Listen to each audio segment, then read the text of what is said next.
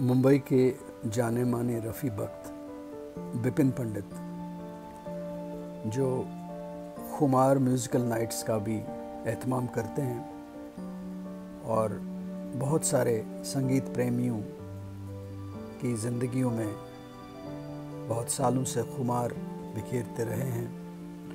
और उन्होंने मुझे एक बहैसियत सिंगर रफ़ी साहब के बारे में कुछ कहने को बोला है।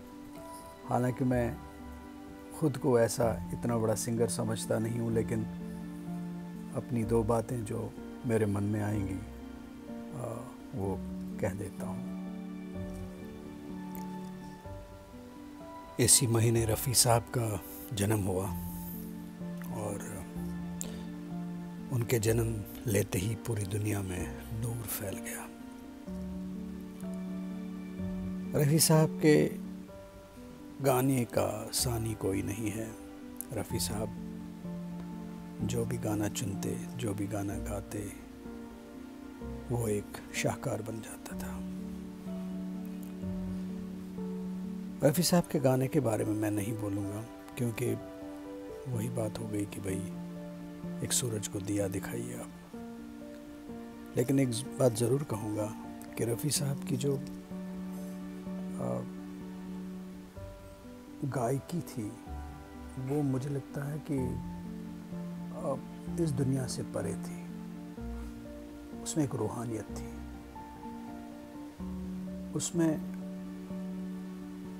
बंदे को खुदा से मिलने की तरकीब थी। और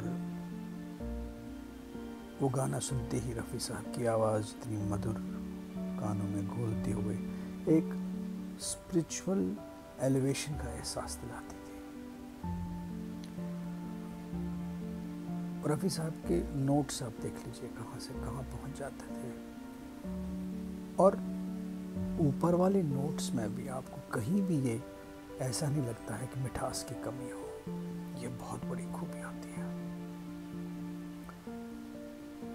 और मैं तो कई बार ये भी सोचता था कि रफ़ी साहब, मैं ये देखना चाहता हूँ, इस आदमी को देखना चाहता हूँ कि आवाज़ ये कहाँ से आती है, इतनी रूहानी आवाज़, इतनी डिवाइन वॉइस।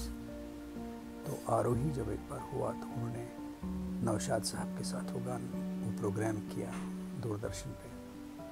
तब जाके मैं कभी आंख बंद कभी आंख खुली हुए देखते रहा कि क्या ये वही आवाज़ है जो इस गले से निकलती है।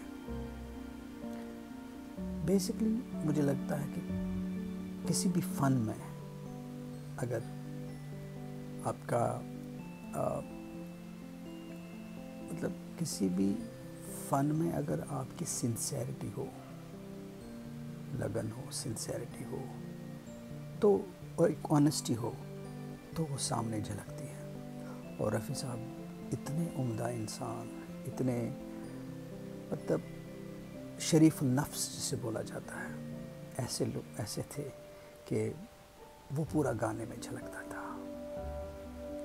मतलब ऐसे जैसे उनका गाना कानों में मिश्री घोल रहा है, मोती बिखेर रहा है, ऐसा था।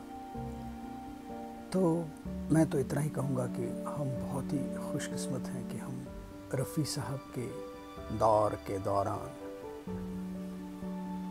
रहे हैं, उनको सुना है और अभी भी सुनते आए हैं और ताअबद सुनते आएंगे। God bless his soul. धन्यवाद।